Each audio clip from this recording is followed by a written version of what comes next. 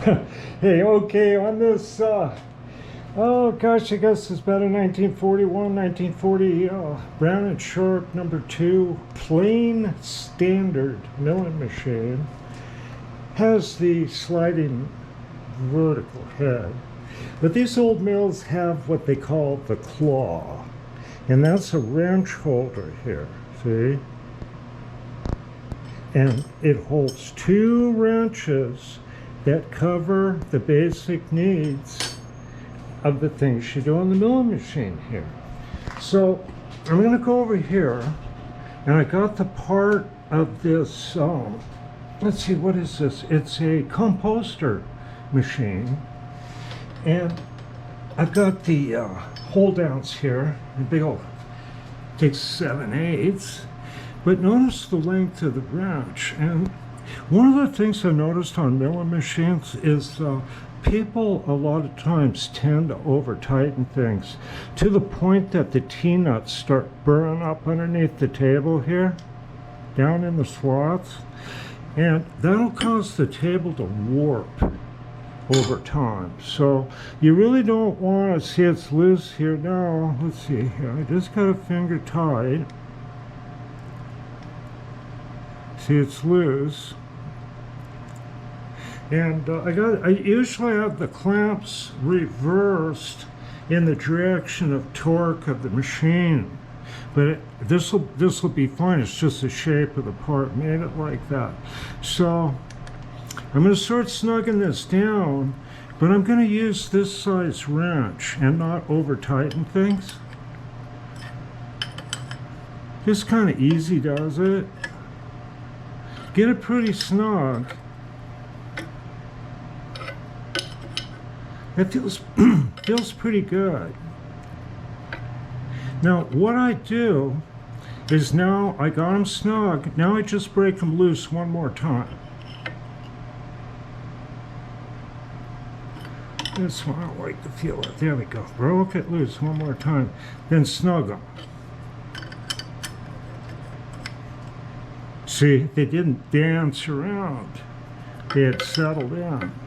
So that's good and tight. I'm going to check that a little bit. Get that back into the claw. Then I take and grab the part and try to pull it out of the machine.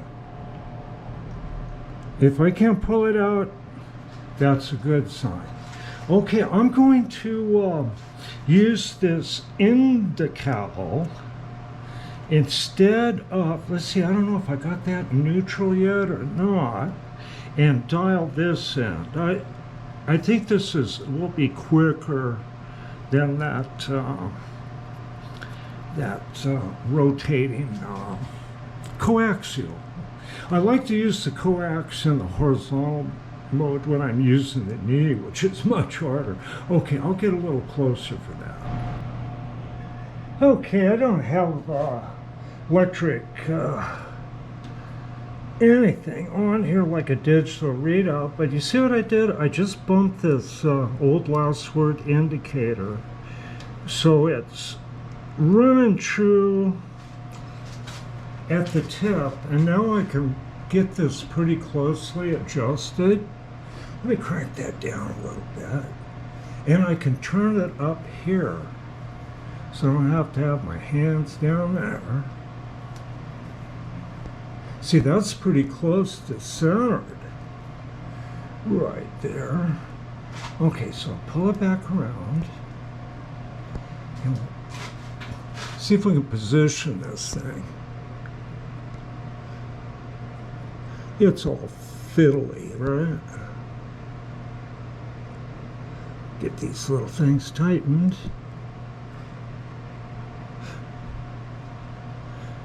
Okay. Yeah, going high that way. Let's see, let's get her back. High that way.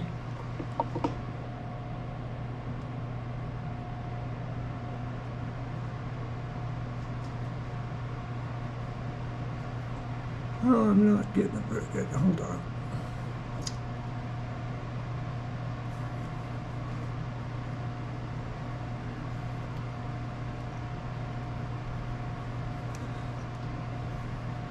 Getting closer. Okay, we are high right there. Oh, at least I thought it was. There we go. Was high.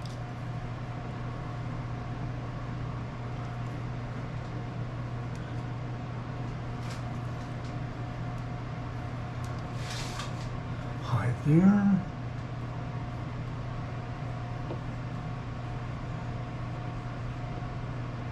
It's sure a lot easier on a vertical mill, I think.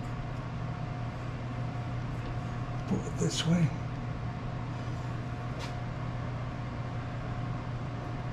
Oh.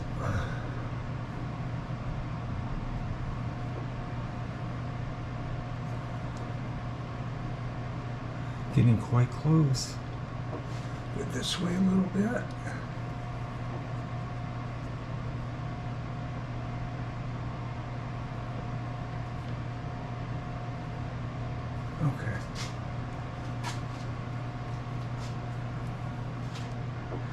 Okay, I'll get a little bit of a load here. You know, I'd just be better off if I didn't try to get in a hurry doing this.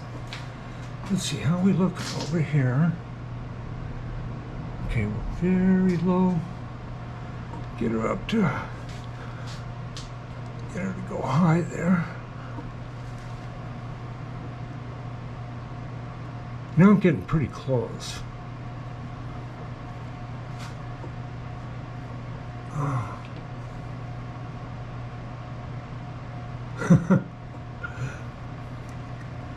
What are we doing?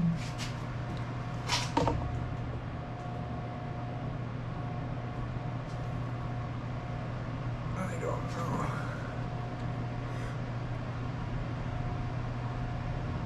You know, I don't know if this is a good way to do it. Maybe I should have stuck that indicol on there. Might take less time.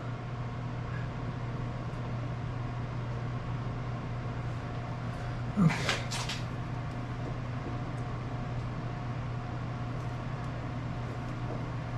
Okay, we're getting closer now.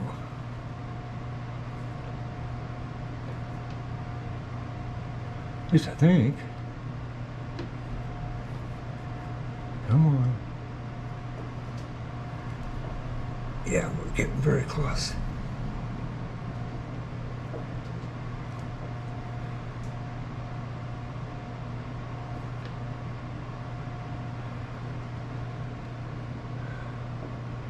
Within a couple thousandths.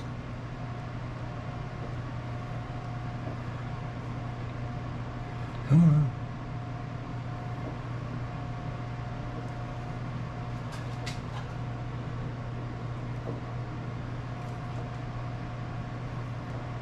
That's it. Very close. I'm going to call that good. 1/1000th of an inch is very good. Okay. That took a few minutes. Now I'm going to drop an end mill down there and clean that broken thing. Okay, I got this in gear. Here we go.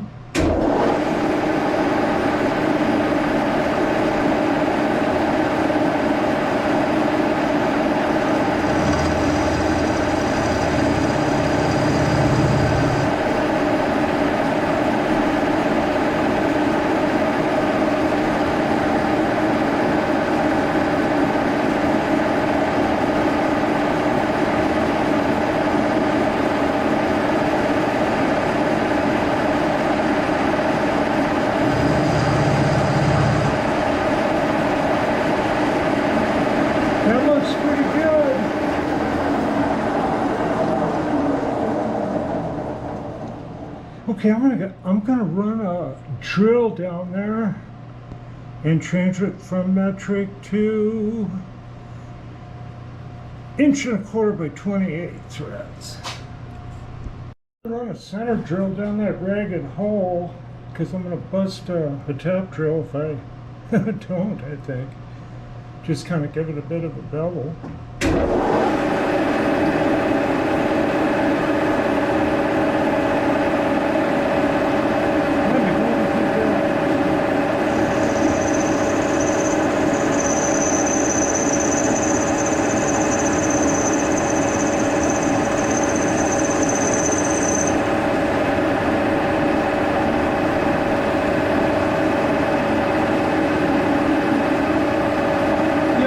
that looks okay.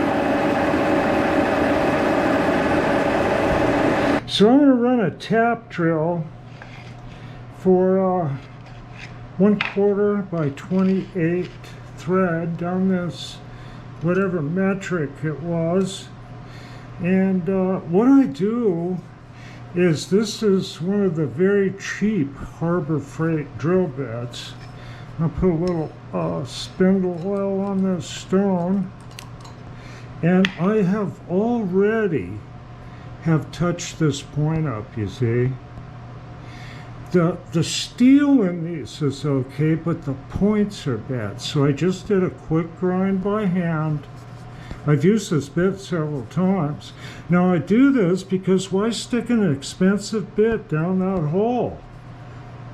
I use cheap bits. So I'm going to do the old Forrest Addy thing here, huh? And I'm going to sharpen this drill bit with this stone with the same technique on the grinding wheel. Okay, I'm going to do the other flip. Oh, I can feel it.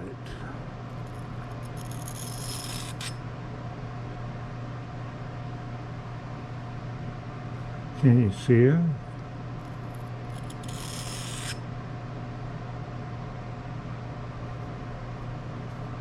Trying to get a good look to it there. And I just feel that edge just starting to dig into that stone, then roll it back. We'll do the next one.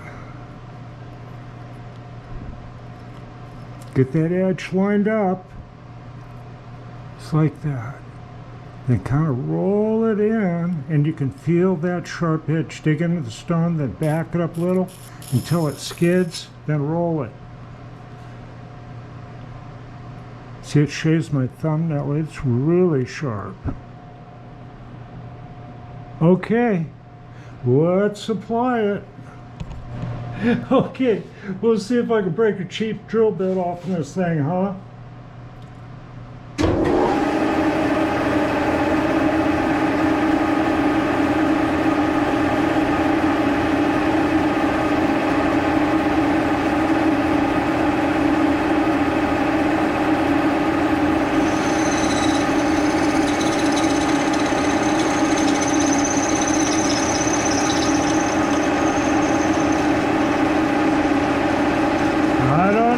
Pretty tough.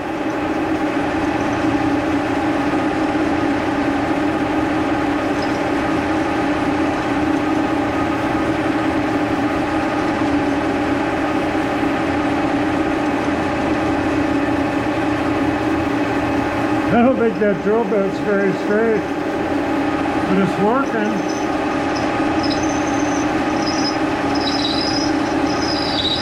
Okay. Gotta get some lube on it.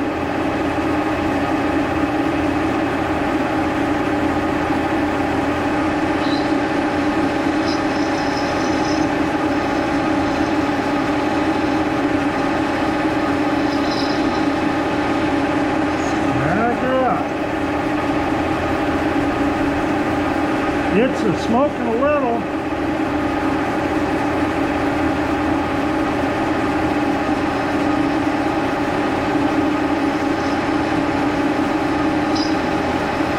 Easy does it.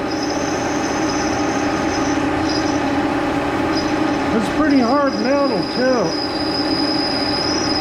Okay. That might be deep enough. Let me see.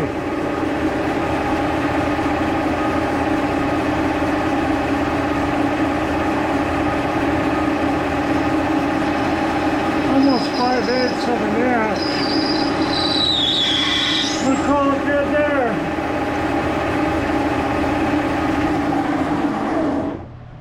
Okay, I got 2 more to do, and I'm going to offset and put a pin in there too, I think, because I have to have something. I'll have to think about that.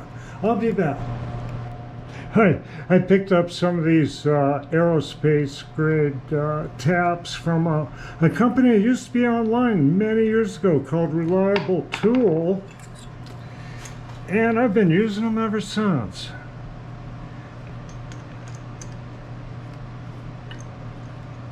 Let's see if I can get this started. These are generally pretty good for hard steel.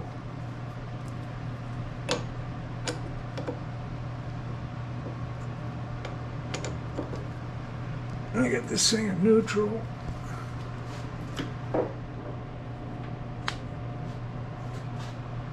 All right.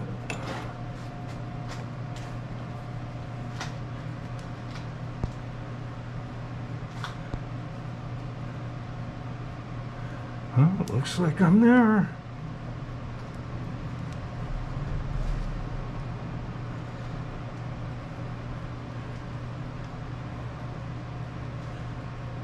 Looks like it's cooperating, not slipping too bad.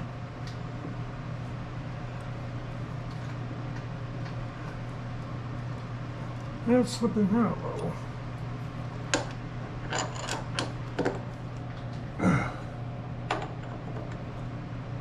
I don't want to turn the machine on then.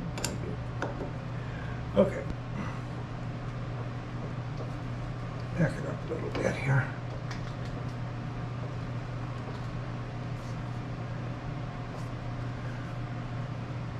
Okay.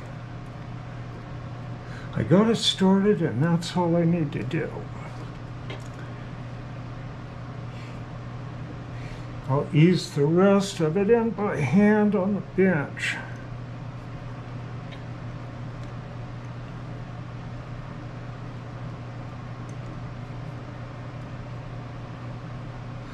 Cranking the quill up as I'm rotating out of there. Okay. Sometimes in business you have to move fast and take advantage of the opportunity. And I moved fast on this machine here and took the opportunity. And it actually turned out, you can only do this in business, you know, you have a lot of expenses in business, and sometimes things work out pretty good. But in the end, I was paid $1,499 to own this. And that's no kidding. I almost sold it, then all of a sudden, all this work comes up that I need to cut metric threads. So I'll cut metric threads. But I'm over here still on a you know, a favor job, right? Like normally I would be fixing antique engines and all kinds of stuff like that. Now this thing, I went and milled one of them, but I look at it, and the only way this thing's gonna really work is if I don't mess with this raised area here that's broken, and go ahead and drill down and put a bigger screw in it and leave this stuff, then assemble it and lubricate it with the best lubrication stuff I have, and they won't be able to take it apart until it breaks. And the company that makes this is giving replacement parts, and this is the third time it broke. You can see how short this screw is here, and it just, you see that? They probably had a little something that this, a little bar that this thing sat in, like a key. But then that screw's so short, it just snapped out. So I'm gonna stick this together, put a bigger screw in it, Loctite it, and lubricate it, and put it back together, and say this will work for the duration. You would think that this company would figure this out, but they probably have already. Okay, I'll just continue with that.